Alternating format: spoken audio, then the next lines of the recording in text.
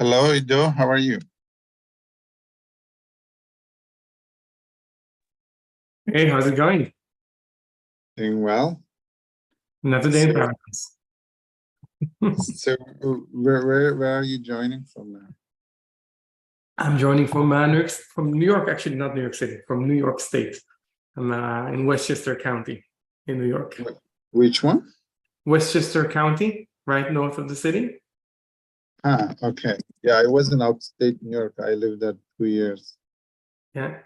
I love upstate New York. I never lived in downstate there. Yeah, I actually just moved here from New York City 2 weeks ago. How you like it? So far, so good. Definitely more space. Okay. Do you like more space or more excitement? I guess it depends when. So far, so good. I can't complain. I feel fortunate to be able to be here. Oh, great. So, yeah, I really enjoy upstate New York. It is also good that it is not that far from New York. I was in Ithaca, New York, and Nice. we had a 4 hour bus ride to New York City. It was good. So you can go New York City in the weekends.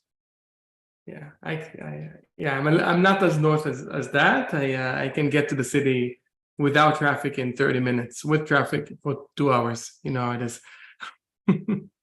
Oh, it's without traffic, it's a lot. So yeah, I mean it's good. It's get closer. But after some time, we ended up not going much. So depends on the people. Some people enjoy doing weekend trips to such big cities. Yeah, I can imagine. It's definitely a heavy lift to drive for 4 hours for a night. Yep. So we are getting more people. And briefly, so I should make an introduction in general, and I will introduce you. Is that okay? Yeah, is that okay? It's still yeah, I think we're live now. I think we see a bunch of people here. Nice Oh, amount. we are live, and we are live in many places. Yeah. Including YouTube and other channels. Okay, good. So it should be linked in Twitter, other platforms too. Amazing. So yeah, but these are main channels here in Zoom. All our registrants are here.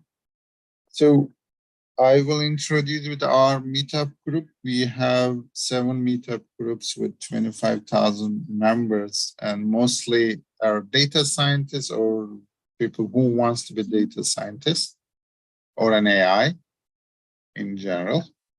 So as pretty rich group, you can be member of any of those groups. If you're not a member, you can sign up in our meetup groups. Our friends share it in the chat. Okay, and then we have those social media platforms. Our YouTube channel is pretty rich content in their YouTube channel. And we have the recordings there.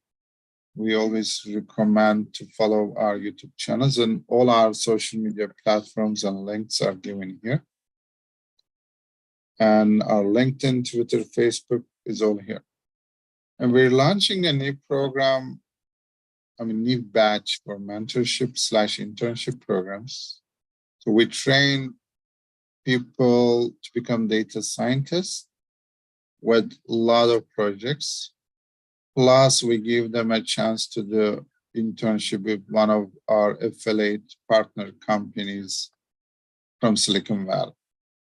So if you've been preparing for data science to be data scientists or AI scientists and don't have a chance to flourish your skill sets, is a good opportunity. We're not taking the beginners, but more intermediate to advanced level people.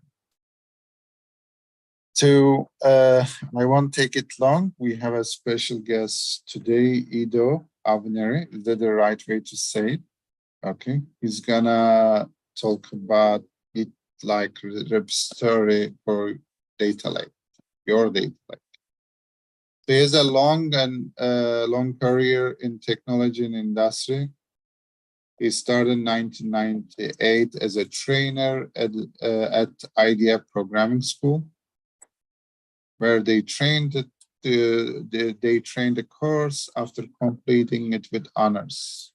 In 2001, they became the head of software and e-learning department for the IDF. You became the head of software and e-learning, where he was in charge of 7 officers and 30 trainers, as well as the project management and programming course development. In 2006, he joined the Optire as a director of pre-sales technical, where he's responsible for all the company proof of concept and supporting the sales process from early engagements through the scoping a pilot and delivering the value needed for the customer. In 2013, he's promoted to VP of pre-sales and post-sales at Optire, which was acquired by SAP. Then he joined the Turbonomic in 2014, where he was the CTO of financial services and VP of pre-sales. In 2021, he joined the Traverse, the company behind LakeFS, as a VP of customer success. He obtained bachelor's in computer science and management from Israel, and in between jobs 2002 to 2006. It's funny that you just working and then get a degree, huh? No, I was actually at the army at the time. I was actually at the army. I was while I was in the army, I got my degree. It was fantastic. It was a lot. It was very challenging 4 years, but a lot of fun. Fantastic. And prior to this, he completed a computer technician course from Mahat in 2001 and programming course from Membran IDF. Yeah. He also attended BSMH, although he didn't receive degree. He has a fantastic background, so much experience and expertise in different shareholder, the stakeholders of the company. That's why his broad experience is going to help us a lot to learn. So I won't take it long and let him just start his talk. Wow, thank you so much. That's a really big introduction. We're here to talk about Git-like repositories for data lakes specifically. So excited for this opportunity. I'll give the same kind of feedback that you gave in a different perspective. So I've been doing software for a while now, since the army at 1988. And then after I retired a captain after 8 years from the for the army, and ever since I've been doing startups in field CTO, field engineering, sales, pre-sales, customer success. I started my career in a company called Optire. It was sold to SAP. After that, I spent 8 years in a company called Turbonomic that was sold to IBM for $2 billion a couple of years ago. So very successful run over there. And then after the exit over there, I joined LakeFS, or Traverse, the company behind LakeFS. So for full disclosure, the open source solution that I'm about to speak about today for a while now is the solution LakeFS that is by Traverse. But I think we got the opportunity and I would say the stage to talk about it here because of the fact that this is all open source and available for free. Having said that, as I go and talk about Git-like repositories for data lakes today, please feel free to interrupt me, ask questions at the Q&A, at the chat. I'll try and have that open and accessible. And if not, I'm sure that Dr. Murat will be happy to jump in and ask questions if you have a question on any one of those platforms, Twitter, LinkedIn Live, Zoom, that you might be on and asking those questions. So please don't hesitate to ask. We're here to talk about Git-like repositories for data lakes. Okay, so specifically, what is a data lake? There are a bunch of us here that are familiar with this, but in the event that someone might not be familiar with data lakes, Lakefest works on top of data lakes that run on top of object storage, right? So typically you have multiple external sources that stream or write data onto an object store. That can be S3, Azure Blob, Google Storage, MinIO, Delhi CS, any type of object store. But the advantage of this technology or infrastructure is that it's inexpensive, it's very versatile. You can have many different data sources, kind of dump everything to a central location. It handles a lot of throughput, and it's performant at scale at a very low cost. Then typically after we go and we stream the data, you will have some sort of a ETL job that will take the raw data and will create data sets that will be consumed by other people or systems. That's the world that data lakes operate in. If anybody has generic questions about data lakes, again, feel free to ask those questions. Can I see here? I wonder if I can see in a. I don't know if the participants have a way to kind of put thumbs up or thumbs down. Is that a possibility here? If there is. Oh, yes, I Yeah. believe so. Yeah, so is everybody familiar with data lakes? Thumbs up if you are, just so I'll see who's familiar with the technology in general. Okay, I see some. Okay, perfect, some. And there's a question. Will we share the recording with the participants? And that's, I think that's not a question for me. I'm happy to share it. Yes, it will be shared later in YouTube. Awesome, fantastic. Okay, so so it looks like a lot of us are familiar with what data lakes are, and let's talk about some of the challenges working on top of data lakes.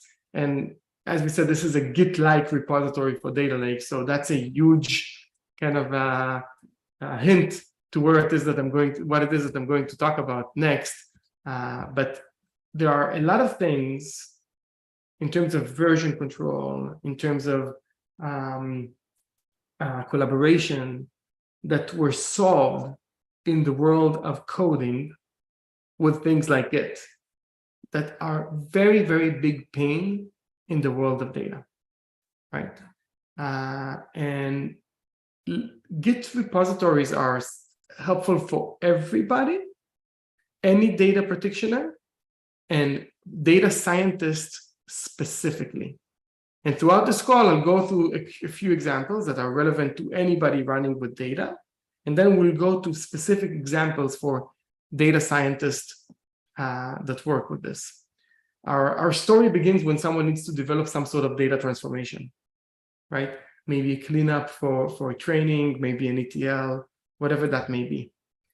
In the world, when we write code, if I need to change a code segment, it's very easy to do, right? I probably check out from my Git repository, change my code, and then I merge back in my changes if I needed to. In data, specifically on top of data lakes, it's a lot harder to do.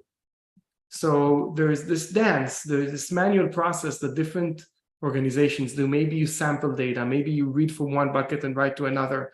If you're very, very lucky, someone maintains a development environment for you where they do this work for you.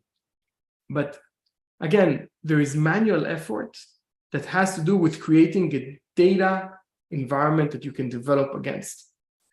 And then if I wrote an ETL and I want to deploy that ETL, what I actually deploy is the code, not the data. There is no notion today of promotion of data. There is only promotion of code. So in reality, the first time that if I wrote an ETL that deletes some stuff and I want to test it, the first place that it actually runs against production is in production. And unfortunately, things can go bad and break in production. And then rolling back changes, again, on a data lake, is a manual, heavy lifting, labor intensive, time consuming effort. And that's why we get these types of stories, I love to change this slide every few months. This one is one of my favorite because it's just so eloquently written here. Someone unintentionally deleted some files, so 11,000 flights got canceled or delayed or affected, disrupted, right? It's a complicated environment to work in. So we said we went with a data lake because it's inexpensive, because it scales, but then operating it is a very complex thing to do. And what we believe is that the way to operate it is the same way as you operate code. Okay? Again, if anybody has any questions or comments, please feel free to put them in the chat. So the open source solution that I'm going to speak about today is called LakeFS, that sits on top of the object store and provides Git capabilities on top of the object store. So imagine that you can take a bucket or a collection of buckets and you can branch them. You can make changes on that branch and you can commit those changes, just like you will do for code. When you're happy with it, you can merge the changes back into production, promoting data, not code, right? And then the ecosystem of tools that you have in your environment can access the data through an API with a really easy refactoring, right? So if before I was accessing a collection on a bucket, now I will access a name of a branch or a commit identifier. And name of a branch can be prod test dev, or a commit identifier is a point in time. And this is where this becomes a super valid data science use case, because a commit identifier can be, for example, the set of the raw data, the curated data that I use for a model training, and the model itself as well, all together in a single commit, where I can go and I can achieve machine learning reproducibility in a very easy way. And then the Git actions themselves, the branch, the merge, the rollback, the commit, those we can run from a command line, from a web interface, or from Python code or any code directly within your notebook through SDKs or an API. And why is that important specifically for ML data ops? Because we find that a lot of folks are trying to achieve machine learning reproducibility for many reasons, for compliance reasons, for just operational reasons, for I'm building a new model and want to train the new model in the same data set that I used with my original data set, right? Things of that nature. And it's very complicated to do. So if I go and I ask ChatGPT, how should I achieve machine learning reproducibility? It will tell me, oh, it's very easy. You just use version control software like Git. But Git doesn't scale for data. And when we need to achieve version control for ML, we need to not only support scale, but we need to do this for structured data and unstructured data together, for images and annotations, for in a way that I don't create multiple copies of the data. If I have millions of images, I don't want to download millions of images to my local environment and work with it. And I want to trace the changes, and I want to track who changed what, and I want to have strict access control to it. And there's a lot of complexity here that standard versioning solutions don't fit big data scale. I'll pause here and see if there's any questions.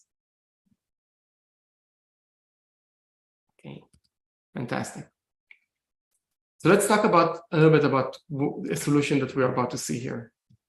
So let's say this is my object store, and this can be my Azure Blob Storage or my Google Storage or my AWS S3, or even an object store that sits on-prem like Min.io or Dell ECS. I have here files. When you say edit to data, do you mean data ingestion steps, data cleanup done to raw data? That's a great question, Rupa.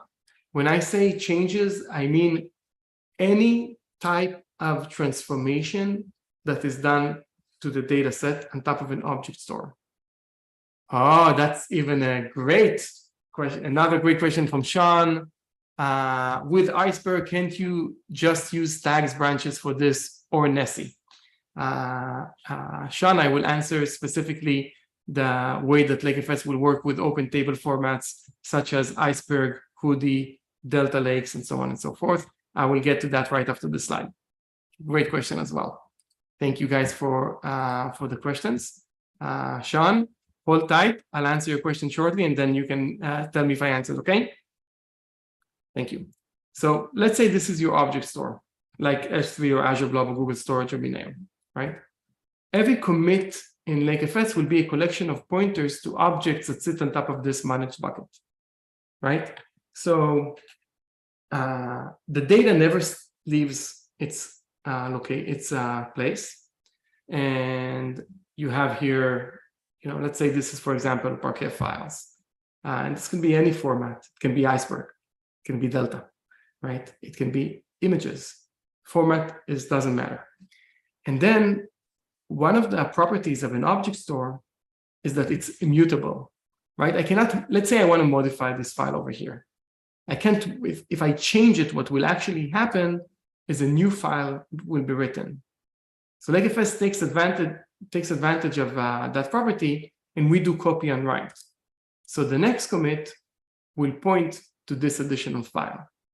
But files that did not change, like this file over here, we will have multiple commits pointing to the same physical object. Okay. Why is that helpful?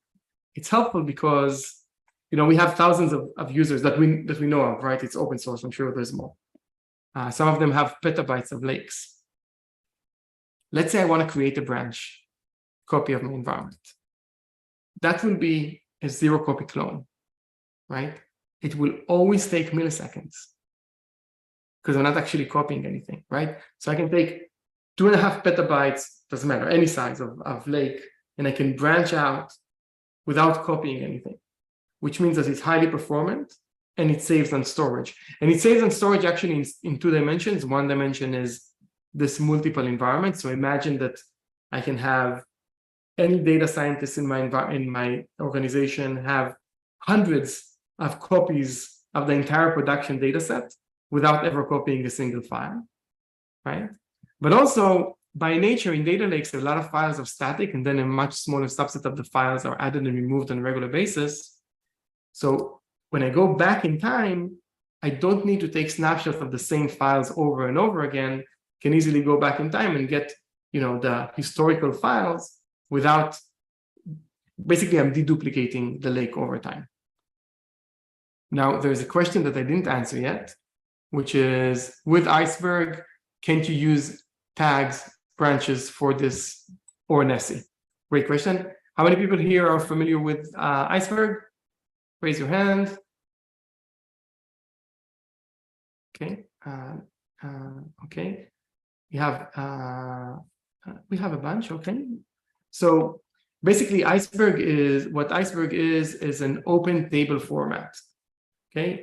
There is a few open table formats that are very popular. Iceberg is one of them. I think Iceberg is probably one of the most popular ones. Delta Lakes by Databricks is a very popular one. Hoodie is pretty popular as well. And there's some other ones that are taking effect right now. Today, every open table format has a commercial company behind it already, I will say. And one of the things that open table formats give you is, for example, the ability to go back in time, right? And a per table perspective. So one of the questions that we get a lot is exactly this question of, can't you just do this with an open table format? But the use cases that open table format solves are very different than the use cases that version control solves. And I'll explain with more details. First of all, it's worth mentioning that many of our users use Iceberg, use Delta. Like I mentioned, LakeFS is format agnostic, and it's really not a problem to use an open table format on top of LakeFS. It works. It's fine. So the differences are not X versus Y. They're just like what X solves in addition what Y solves. So you can use both these things together. There's also an interesting blog that we wrote about the use cases for open table format versus version control. And those are things like, for example, the repository aware version control, which is the first thing that I'm talking about right here. So when you use an iceberg or delta or hoodie, you can take a table like my customer table, and I can go back in time for that table, right? Or in some cases like iceberg, also I have a short leave read-only branch or something like that. LakeFS allows you the ability to commit the entire repository.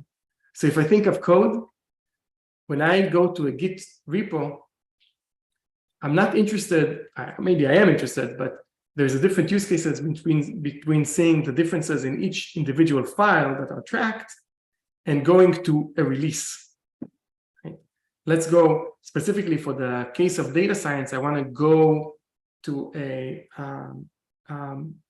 collection of raw data, cure data, model parameters, the actual model itself, everything that was used together in a point of time, and not a table, right?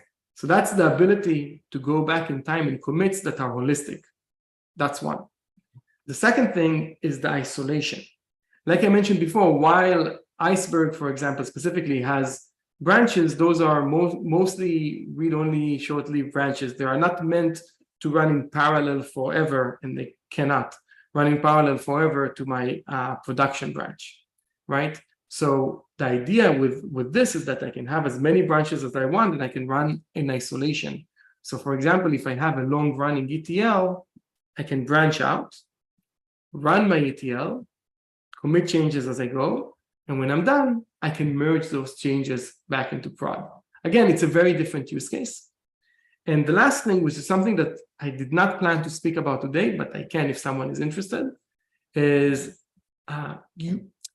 Git is used not only for version control, it's used for CI/CD. And here you can create CI/CD for your data. For example, you can run a pre-merge hook. So you can run some sort of data quality check. For example, my schema didn't change, or I don't have PII data in a place that I shouldn't have it, before I actually go and I promote the data from a branch to production. So all these CI/CD access, again, it's a different use case with what open table formats are used for. Now, since you called it out specifically, Project Nessie, so I'll talk about Project Nessie. Project Nessie by Dremio, which is a fantastic company, specifically does Git for data also. So in the marketplace of everything that is data, I think Project Nessie is the closest from a marketing perspective to what LakeFS does. It sounds the same, but I think the most biggest challenges for Nessie is that it only works on Iceberg. So you have to use an open table format, and you're kind of signing up for this, which means that you also can't do this for non-tabular format like images, pictures, and so on. Makes it a lot more difficult to do it that way. And also, I'm talking about open source here, and I'm trying I'm forcing myself to be politically correct, but you know, I would say the amount of popularity, right? If we look at absolute metrics like number of contributors, number of stars, it's just like it's a very different ballpark between Nessie and LakeFS. It's completely different scale. And I encourage you to do your own research about that as well. Sean, I hope I answered your question. If not, you're more than welcome to ask more questions. Let's see if we have any open questions.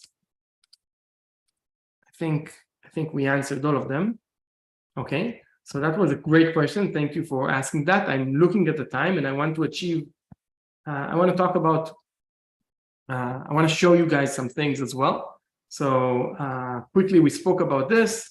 At the end of the day, why do you care about version control? You care because you can reduce your time to market by 80% or more. And this is not my number. This is one of my users' number. Enigma Technologies. You're more than welcome to read this blog that they wrote about using LakeFS with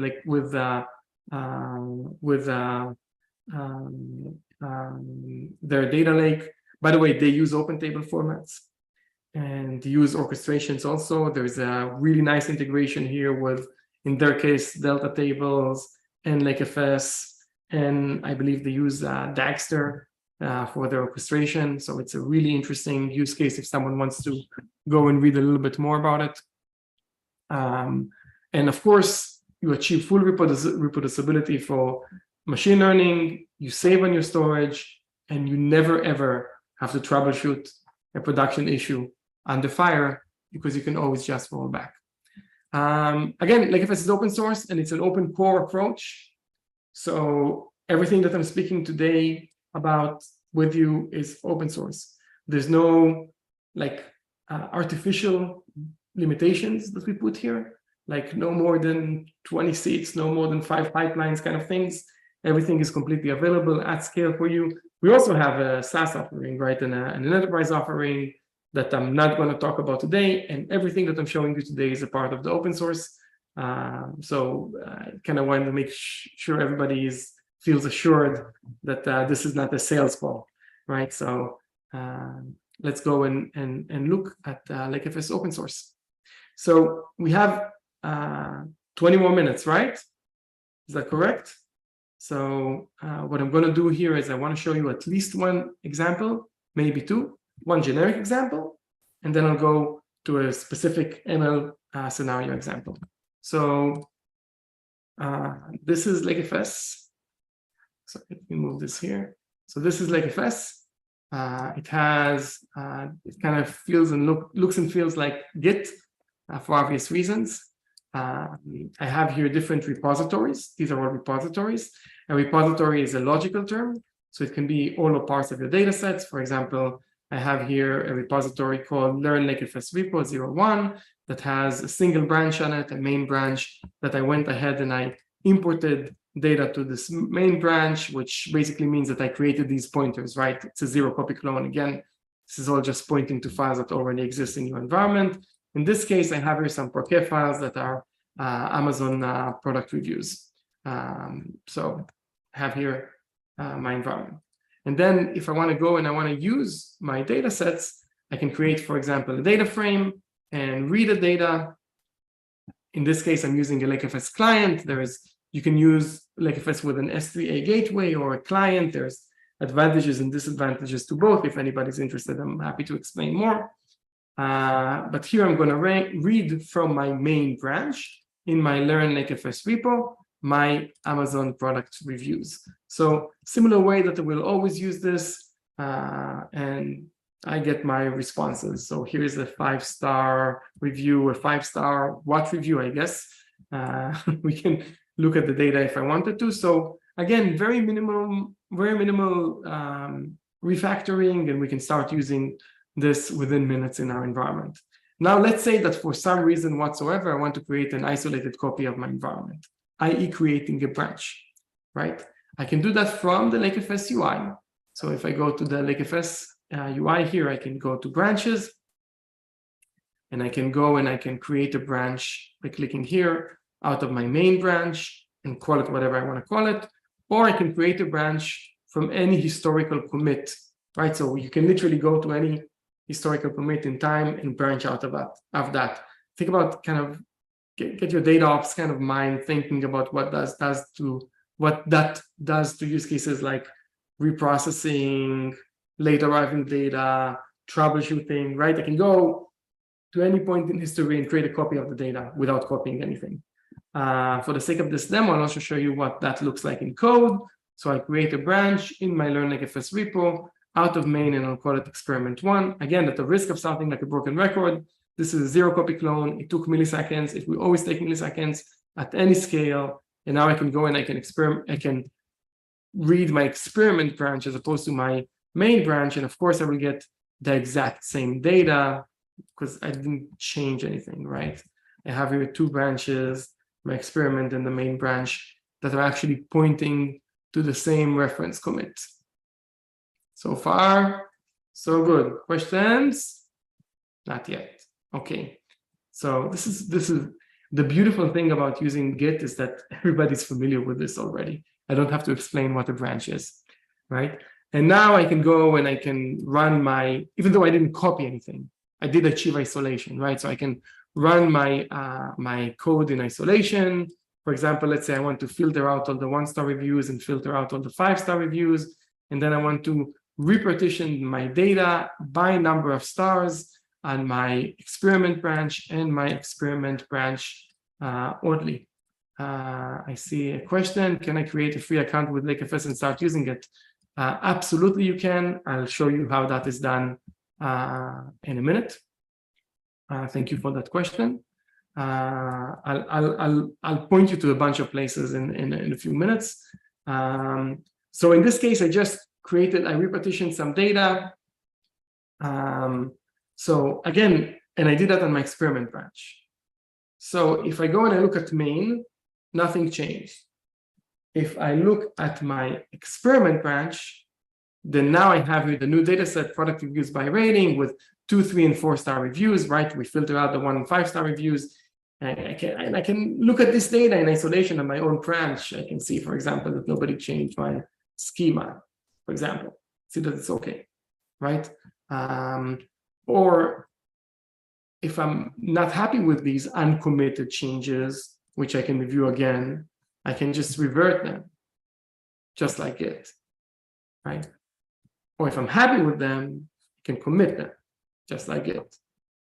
When I commit the data, I can add metadata describing this. So one of the most common version is one of the most common use is the code version of the data. And for machine learning reproducibility that we're going to show here soon, maybe I want to create a branch for every model training and add the metrics of that model as metadata for that commit. For example, I'm going to show you what that looks like. Or I can commit, of course, using my the code. So here directly from the Python, from the Jupyter notebook in this case. Actually, no, this is Databricks notebook. I'm committing the code, and here I have my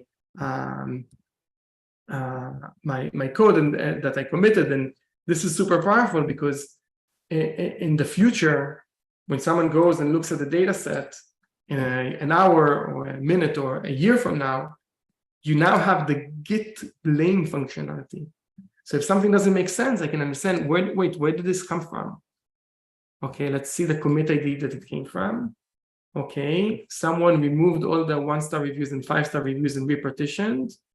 And when he did that, this is what came out. These are the files that it added, right? And that someone is me, by the way, a few seconds ago.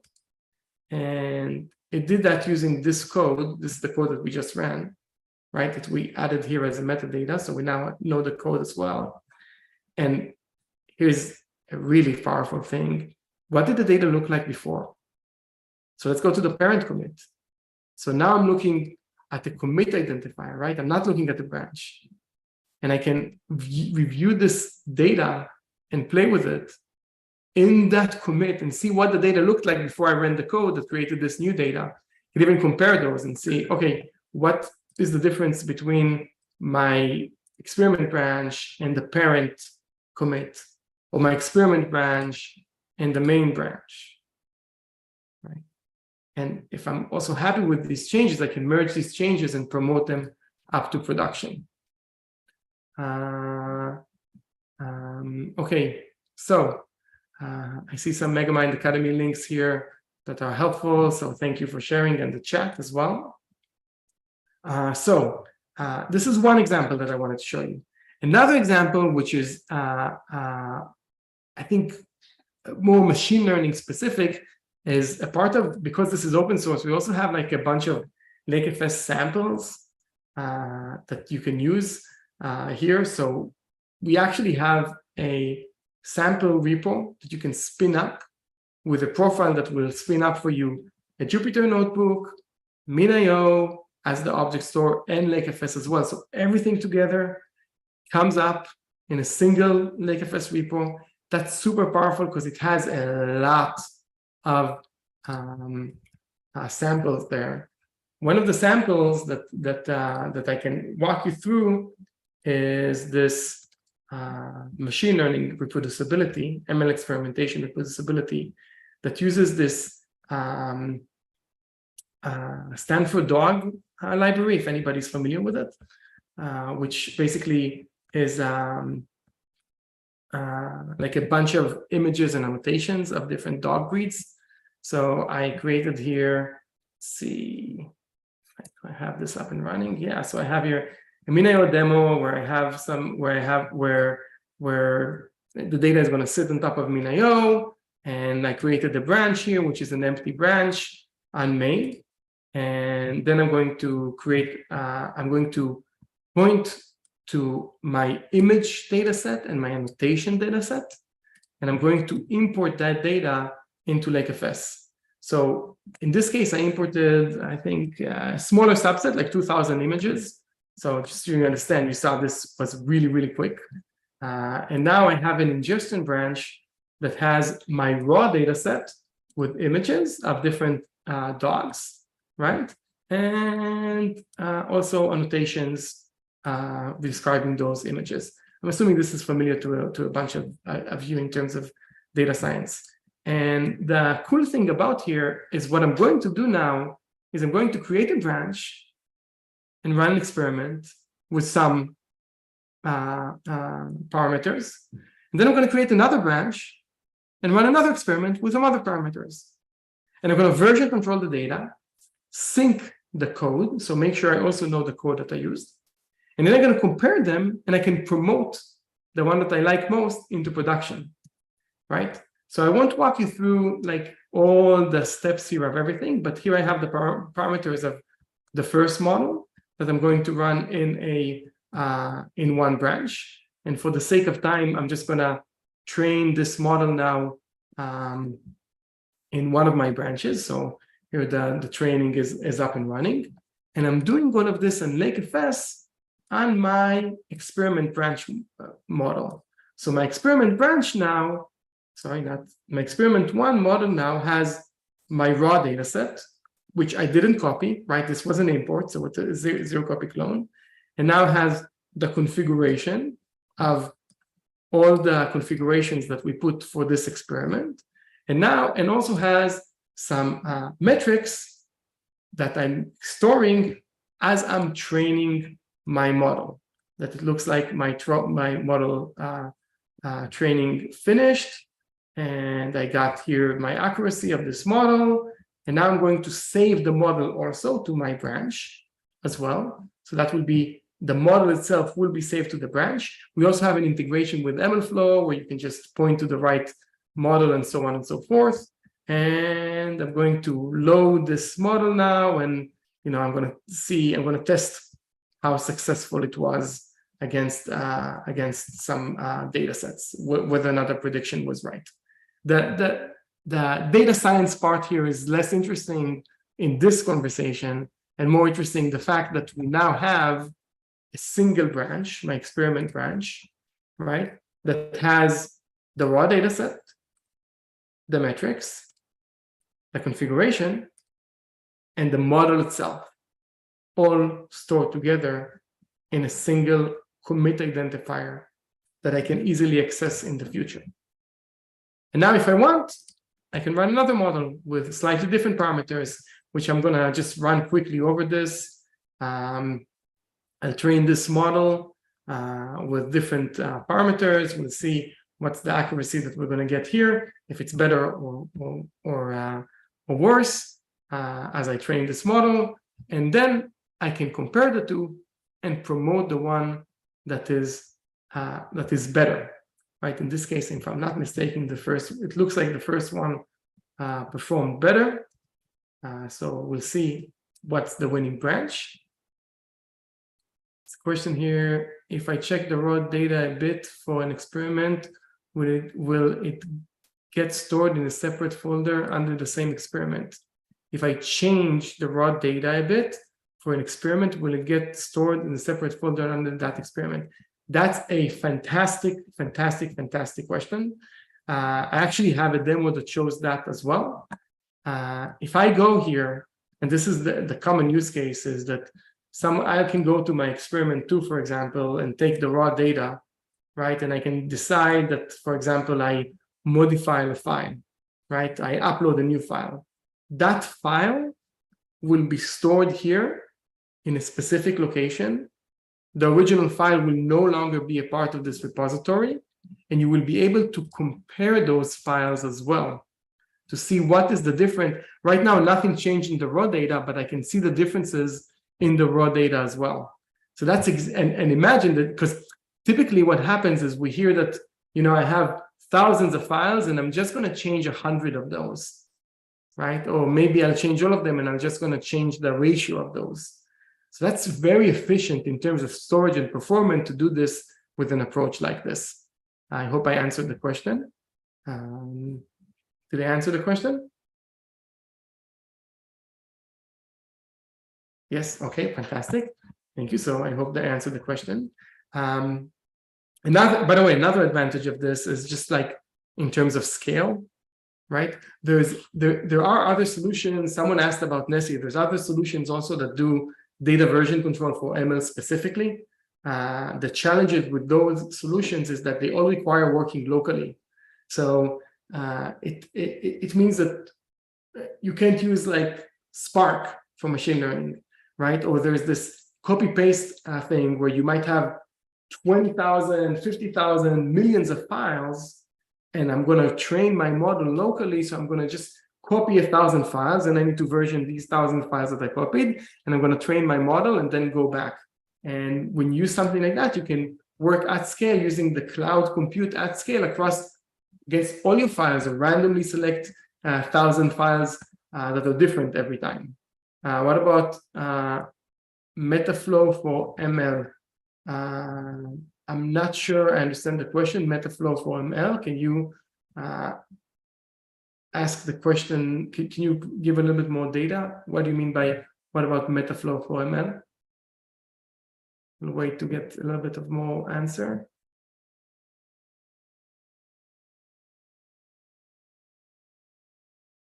You mentioned doing ML workflow. Metaflow works with Iceberg, for example. Maybe not relevant. So I don't know. The answer is I don't know. I'm happy to look at it.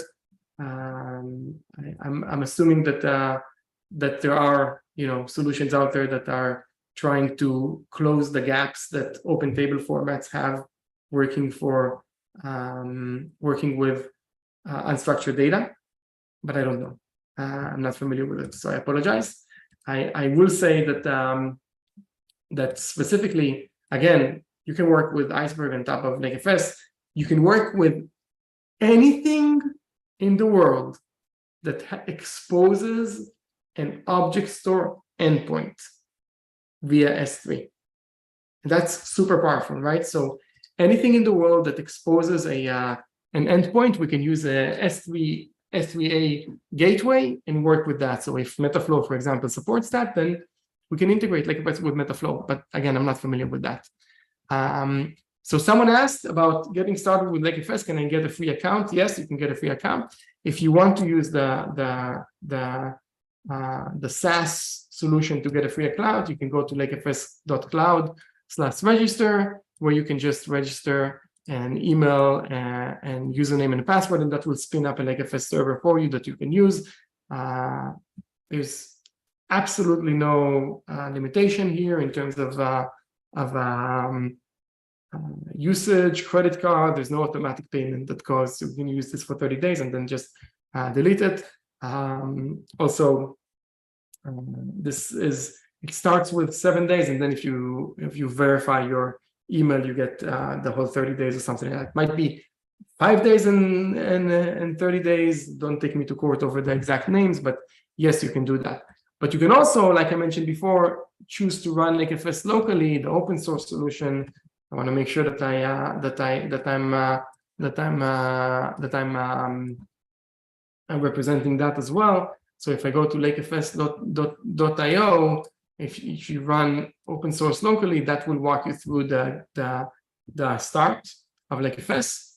Or, as I mentioned before, if you want to use our samples repository, the samples repository also has like a really easy way to clone this sample repo and then just start it either just with the LakeFS server or with that min.io and the Jupyter notebooks. That's if you follow that don't have LakeFS server or object store.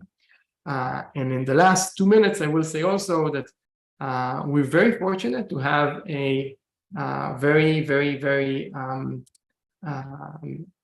vibrant community. And I'm available on our Slack. If anybody wants to join our Slack, please go ahead and do that. It's lakefs.io/Slack or scan this barcode. Or if you go to our website, you'll see this pop-up that will include us to our website, lakefs.io, that will point you to our Slack as well. So that's kind of the all path kind of join goes to Slack. So if anybody wants help, you have a help channel there. If you want to use it for something else, you have questions, I'm there, the team is there, and we're happy to help. Yeah, so I think I'm just at time, so I'll open the floor for any last questions. By the way, there's a specific channel there for Iceberg integration also. So I saw that, Sean, you had a lot of questions about Iceberg. So the Slack is there's like a specific LakeFS Iceberg integration channel that you can go and ask questions there. So I think I'm on time. So I kind of pass, unless there's other questions, I'll pass the baton back to our host. So hi, Ido, thank you so much. Thank you very much for the presentation. I was like 5 or 6 minutes late. I apologize for that, for your presentation. Maybe we might have another meetup for this topic. I think it's very important, and maybe my sense is that most of us are new into this. So maybe you can introduce this topic a little bit with some like hands-on workshop, like 1 hour. So it might benefit most of the attendees today. Absolutely, I would be happy to do a workshop, like a step-by-step, like a follow-up to this now that we knew, literally like spinning up that entire example, start to finish. If anybody's interested, we're happy to do so and kind of get everybody hands-on, something that we can do. Thank you very much. Thank you for the presentation, and thank you everyone for participating, and then hoping to see Ido for another workshop. And then thank you. Yeah, I think there's one more question. Sorry. One more question. Okay. Okay, sorry. And the last question: how is LakeFS different from AWS S3 and FileStore to manage metadata? I'm trying to see advantages of using LakeFS over AWS and GCP products. So LakeFS is not over AWS and GCP; is running on top of AWS and GCP, right? Actually, we have to have an object store. They don't give versioning the way that LakeFS does, right? It's if you compare Git, it's like think of Git.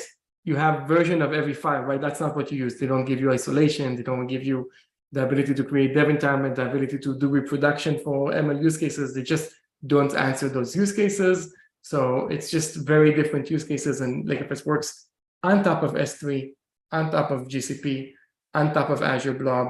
As a matter of fact, we're we're good partners with AWS specifically, and those of you that go to reInvent will probably see LakeFS there as being mentioned as some of the new features that AWS is coming out with. That's all I can say.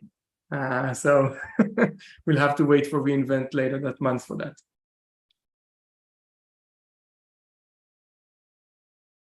Any other questions? I don't see any other question, I think. Okay.